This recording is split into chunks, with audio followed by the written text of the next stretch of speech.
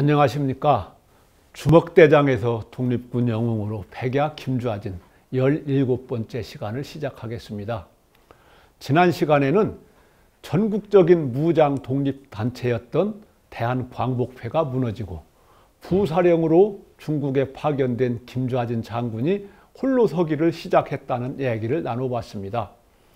김좌진 장군은 만주에서 홀로 서기를 하면서도 무독립선언서에 서명하는 등 독립운동의 중심 인물로 우뚝 서기 시작했다는 얘기도 함께 나눠봤습니다.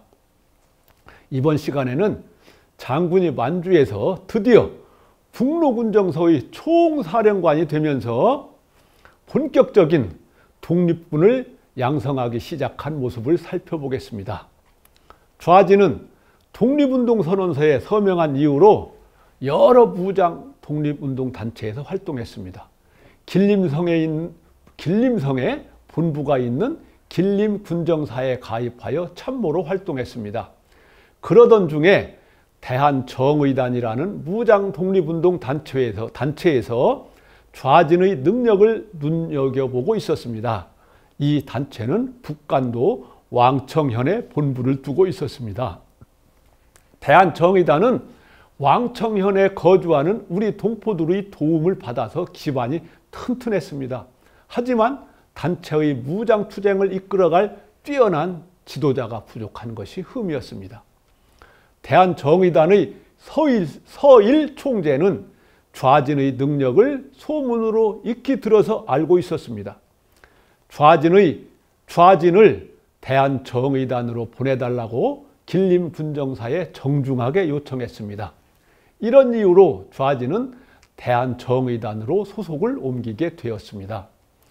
대한정의단 서일 총재는 좌진을 총사령관으로 임명했습니다.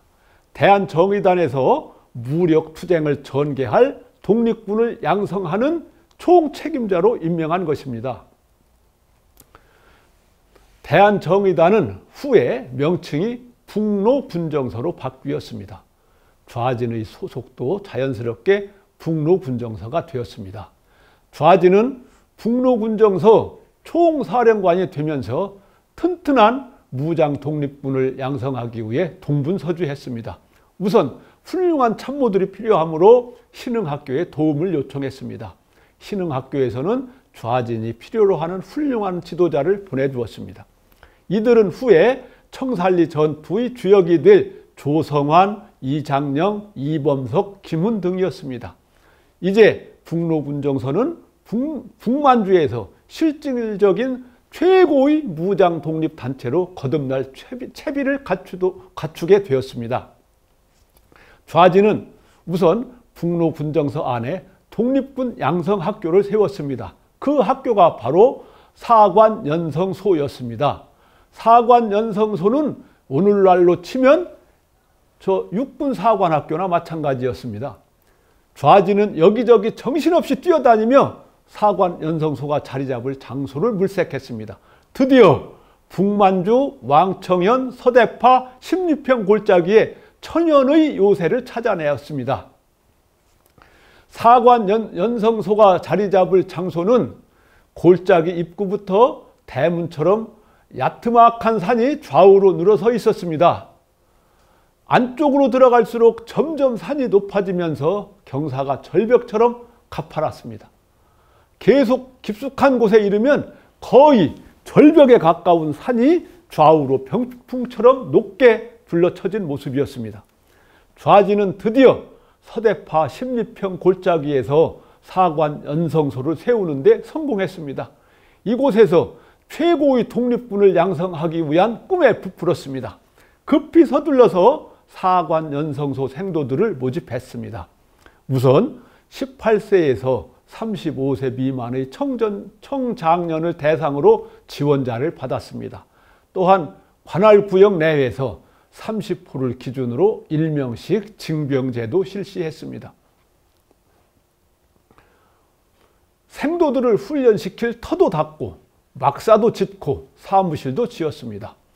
우선 모집한 생도들 500명으로 독립군 부대를 창설했습니다.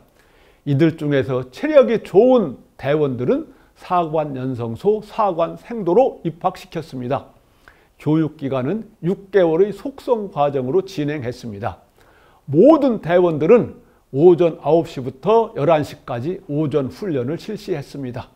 오후에는 2시부터 야간까지 강도 높은 훈련을 실시했습니다. 1919년 여름에서 1920년 9월 가을까지 서대파 십리평 골짜기는 사관연성소 생도들의 훈련 열기로 뜨거웠습니다. 생도들의 제식 훈련과 총검술과 훈련 중에 내뱉는 함성 소리가 골짜기를 쩌렁쩌렁 울렸습니다. 훈련 중에 부르는 독립군가는 생도들의 가슴을 뜨겁게 달궜습니다. 신대한국 독립군의 백만용사야, 조국의 부르심을 내가 아느냐, 삼천리 삼천만의 우리 동포들 건질이 너와 나로다. 나가 싸우러 나가, 나가 싸우러 나가, 독립문의 자유종이 울릴 때까지 싸우러 나가세. 제가 부른 독립군가가 괜찮았나요? 4절까지 되어 있는 독립군가를 1절만 불러봤습니다. 잠시 쉬었다가 다음 시간에 다시 시작하겠습니다.